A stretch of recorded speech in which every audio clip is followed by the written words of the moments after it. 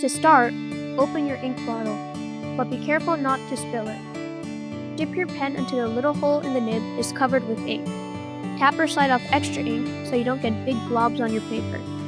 Put your pen on the paper and start drawing.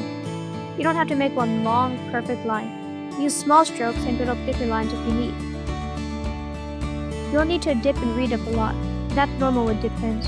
Just keep going and you'll get used to it. If your nib is flexible, press a little harder for thicker lines and a little lighter for thin lines. This can make your drawing look more interesting. If all the dipping gets annoying, you can prep your nib before you start. Rub a little hand sanitizer on it and remove the oil that's put there during packaging. The oil deters rust, but it can also make the ink not stick as well. When drawing, hold your pen at about a 45-degree angle. If it's too straight up, you might scratch the paper. If it's too flat, you might dump too much ink at once.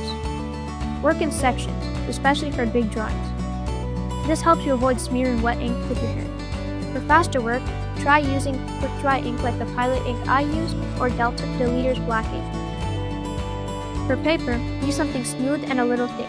Printer paper works good, but your lines might look fuzzy and you could even tear the page. I recommend Canson's inking or marker sketchbook.